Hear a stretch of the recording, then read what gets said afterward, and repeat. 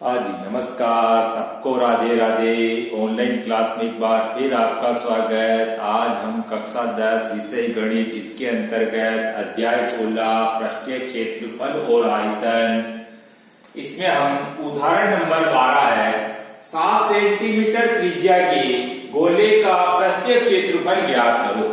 त्रिज्या दी हुई है हमारे को 7 सेंटीमीटर और गोले का पृष्ठीय क्षेत्रफल हमको ज्ञात करना।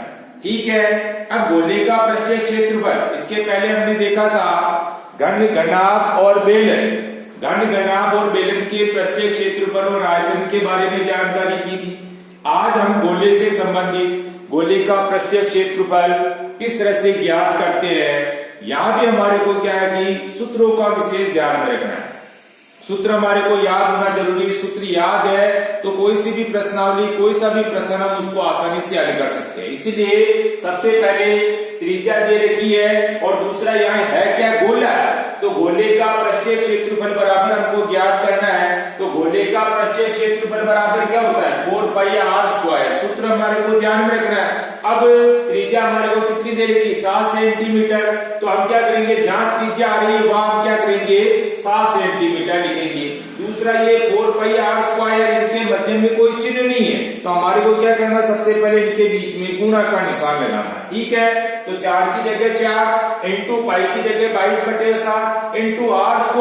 तो r की जगह हम क्या लिखेंगे, 7 इंटू 7। अब ये एक 7 से तो ये 7 कट गया, जैसे जिस तरह से कटता है वैसे हम इसको काट देंगे। तो 7 से ये 7 कट गया। अब हमारे पास बचा क्या, 4 इंटू 22 इंटू 7। कटने के बाद अब हमारे पास में 4 इंटू 22 इंटू 7 है, यानी 4 को हम 22 से गुणा किया, 22 को 88 और 88 को हम फिर वापस क्या करेंगे, 7 से गुणा करेंगे। तो इस तरह से गुणा करने पर हमारे पास कितना आ गया, 616 सेंटीमीटर स्क्वायर। भुजा सेंटीमीटर में है, दूसरा क्षेत्रफल है, इसलिए सेमी स्क्वायर या वर्ग सेंटीमीटर भी हम लिख सकते हैं।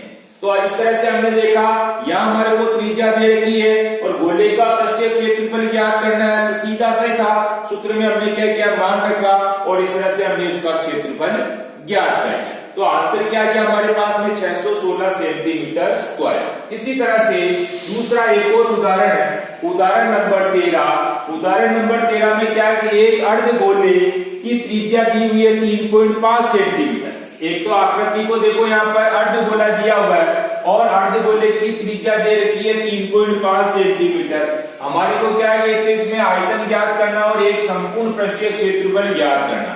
आकृति कैसी है, अर्धगोले की, और उसकी त्रिज्या दी हुई है। तो अर्धगोले का आयतन ज्ञात करेंगे और एक अर्धगोले का संपूर्ण पृष्ठीय क्षेत्रफल ज्ञात करेंगे। तो सबसे पहले अर्धगोला है तो अर्धगोले का आयतन बराबर, अब अर्धगोले का आयतन बराबर सूत्र क्या होता है, पूरा गोला अगर दिया हुआ है और आयतन ज्ञात करते हैं तो 4/3 πr³ लिखते हैं। लेकिन यहाँ अर्धगोला है इसीलिए अर्धगोले का आयतन बराबर क्या हो जाएगा, 2/3 πr³।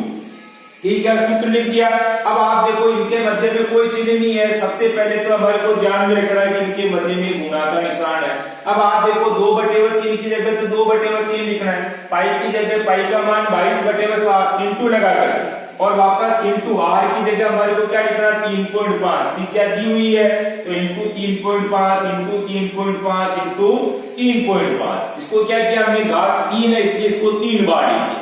ठीक है, अब आप सबसे पहले दशमलव को हटाओ, दशमलव को हटाते तो नीचे क्या हो जाएगा, आपके बटे में 10 हो जाएगा, क्योंकि दशमलव के बाद में एक जीरो, एक संख्या आ रही है इसलिए नीचे क्या हो जाएगा, एक जीरो लग जाएगा। अब जिस तरह से ये कटती वैसे इसको काटते दो, जैसे 7 एकम 7, 7 से 35 को काटा, 7 को 35, फिर 5 एकम 5 ये काटा, 5 दूनी 10। ठीक है, इसी तरह से वापस 7 को 35, 5 से काटा, 5 7 हो गया, 5 दूनी 10।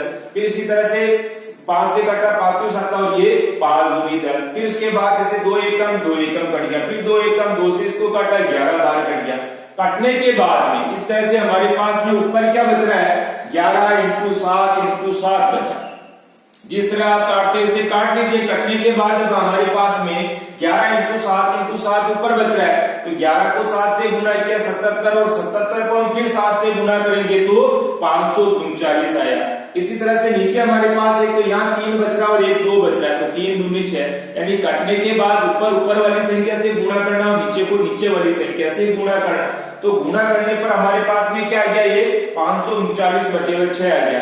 अब 6 का भाग हम क्या करेंगे, 539 में देंगे, तो हमारे पास में कितना आ गया, 89.83 सेंटीमीटर क्यूब। अब आयतन है यहाँ पर, इसलिए आयतन की इकाई हमारे को ध्यान में रखना, सेंटीमीटर क्यूब। भुजा सेंटीमीटर में, त्रिज्या जो हमारे को दी हुई किसमें, सेंटीमीटर में, इसलिए यहाँ क्या हो जाएगा, सेंटीमीटर क्यूब, या हम क्या इसको घन सेंटीमीटर भी लिख सकते हैं। इसीलिए इकाइयों का भी अपने को ध्यान में रखना है। तो आंसर हमारे पास में क्या हो गया, 89.83 सेंटीमीटर क्यूब। तो ये तो क्या हो गया हमारे पास में अर्धगोले का आयतन हो गया। अब उसके बाद में दूसरा संपूर्ण पृष्ठीय क्षेत्रफल भी ज्ञात करना, लेकिन अर्धगोले का ज्ञात करना। तो अर्धगोले का संपूर्ण पृष्ठीय क्षेत्रफल बराबर क्या होता है, 3πr²। क्या होता है, 3πr²। तो हम क्या करेंगे, पहले सूत्र लिखेंगे और सूत्र में हम क्या करेंगे, उसके बाद में मान रख देंगे। सूत्र याद होना जरूरी, अर्धगोला है लेकिन उसका संपूर्ण पृष्ठीय क्षेत्रफल, ठीक है, अगर पूरा गोला है और उसका संपूर्ण पृष्ठ है तो अपने को ध्यान में रखना गोले का पृष्ठीय क्षेत्रफल यानी 4πr²। यहाँ हमारे को ध्यान में रखना है 3πr², लेकिन अर्धगोला है, अर्धगोले का संपूर्ण पृष्ठीय क्षेत्रफल बराबर 3πr²। अब इनके बीच की कोई चिन्ह नहीं, इसलिए हम क्या करेंगे, गुणा का निशान लगाते हुए मान रखते जाएंगे। जैसे 3 की जगह 3, पाई की जगह 22/7 इंटू r की जगह त्रिज्या कितनी है, 3.5, तो 3.5 इंटू 3.5। फिर वापस क्या करना, पॉइंट हटा देंगे, पॉइंट हटाएंगे, बटे हुए भी क्या हो गया आपके 10 हो गया, क्योंकि पॉइंट के बाद में एक एक संख्या इसीलिए। अब जिस तरह से ये काटती वैसे काटते दो, जैसे 7 एकम 7 और ये काटा 7 2 पंजे 35, फिर 5 से काटा 5 एकम 5, 5 दूनी 10, फिर इस 2 से हम 22 को काटा 11 बार कटी। इसी तरह से 5 दूनी 10, 5 7 35। अब काटने के बाद हमारे पास क्या बची, ऊपर की तरफ हमारे पास में संख्या बची हुई 3 इंटू 11 इंटू 7 ये बची हुई है। इनको गुणा किया, जैसे 3 को हम 11 से गुणा किया 33 आ गया, फिर 33 को 7 से गुणा किया, तो गुणा करने पर हमारे पास में ऊपर तो कितना आ गया 231, नीचे क्या बच रहा है, केवल हमारे पास में 2 बच रहा है। अब 2 का भाग हम क्या करेंगे, 231 में दिया, तो 231 में देने पर हमारे पास क्या आ गया, 115.5 सेंटीमीटर स्क्वायर। तो हमारा आंसर क्या हो जाएगा, इस तरह से 115.5 सेंटीमीटर स्क्वायर या वर्ग सेंटीमीटर भी लिख सकते हैं। तो इस तरह से हमने देखा अर्धगोले का आयतन और अर्धगोले का संपूर्ण पृष्ठीय क्षेत्र। ठीक है, सूत्र याद होना जरूरी है। हमारे को यहाँ पर त्रिज्या दी हुई है, परीक्षा की दृष्टि से भी सवाल आपका ये इंपॉर्टेंट है, हमेशा ध्यान रखना। 1 नंबर के प्रश्न में इस तरह से पूछ सकते हैं, त्रिज्या दे दे हुए, अर्धगोला दे दे हुए, आयतन पूछ सकते हैं, या संपूर्ण पृष्ठीय क्षेत्रफल पूछ सकते हैं, या दोनों ही पूछ सकते हैं। ठीक है, तो सूत्र याद है, तो सूत्र में हमको सीधा क्या है, मान रखना, उसको हल करना है। जिस तरह से करते हैं वैसे काट देंगे बस, और कटने के बाद ऊपर ऊपर वाली गुणा, नीचे नीचे वाली गुणा, नीचे वाली संख्या का फिर हम क्या करेंगे, ऊपर वाली संख्या में भाग दिया। तो इस तरह से हमारे पास में चाहे आयतन है चाहे हमारे पास में क्षेत्रफल ज्ञात हो जाए। ठीक है, तो इस तरह से हमने 2 प्रश्न देखे। अब आपको क्या है कि दोनों प्रश्नों का SW की कॉपी में वापस पुनः दोहरान करना है। तो पहले वीडियो को अच्छी तरीके से देखना, उसके बाद हम क्या करेंगे, बिना देखे दोनों प्रश्नों को हल करने की कोशिश करेंगे। तो SW की कॉपी में SW भी बराबर करेंगे। ठीक है, वीडियो बराबर देखना है, सूत्रों को बराबर याद करना है, और दिया गया SW भी हम बराबर हल करते रहेंगे। ठीक है, धन्यवाद, राधे राधे, जय श्री कृष्ण।